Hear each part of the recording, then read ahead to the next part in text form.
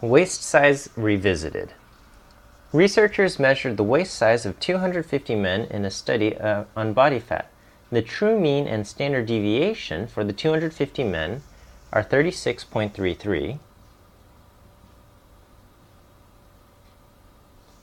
and the standard deviation is 4.019 inches. And so now we're looking at samples of size 2, 5, 10, or 20 drawn randomly out of that population of 250 men. And these are the mean and standard deviations for these simulations. Okay. A asks, according to the central limit theorem, what should the theoretical mean and standard deviation be for each of these sizes? So the mean should always be close to 36.33. That's the population mean, and that should also be the mean for our random samples. The standard deviation should be sigma divided by the square root of n. So for n equal to 2, our mean should be 4.019 divided by the square root of 2.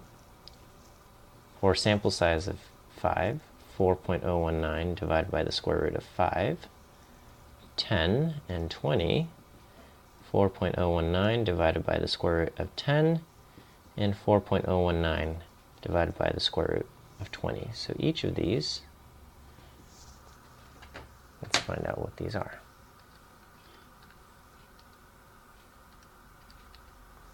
2.842,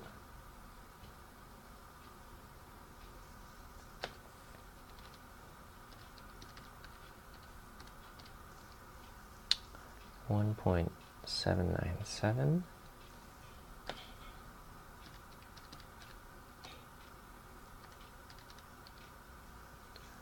1.271,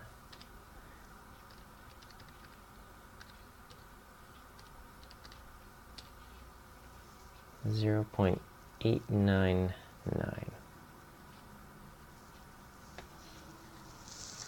Okay.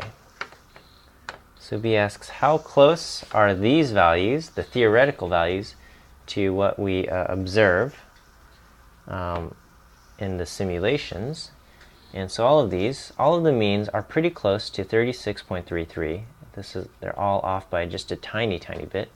And these numbers, 2.8, 1.8-ish, 1.27-ish, 0.89-ish, they're all very close.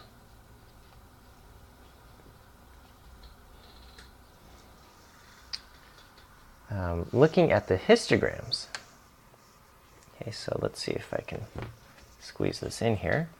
So it asks us to look at the histograms. We've got samples of size 2, 5, 10, and 20. At what point would you be comfortable using the normal distribution? And I would say starting around samples of size 5, we can start using the normal distribution. 5, 10, and 20, these all look like the normal distribution fits it well. Size 2 looks like we're slightly skewed to the right, so maybe samples of size 2 would not be good, but samples of size 5, it looks like we can start using the normal distributions. I'd say size n equal to 5 or more. And then part D asks, what about the shape of the distribution of weight size explains your choice of sample size in part C? So if we go back to just the distribution of weight size, this is what it looks like. So it's unimodal. It's not quite symmetric. It's a little bit skewed to the right. So that tells us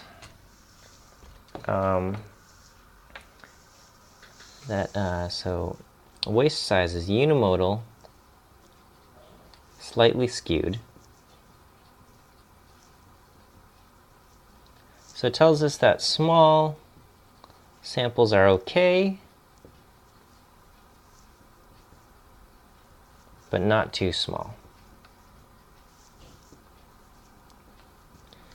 And again, this seems like a slightly arbitrary and subjective answer, and it is.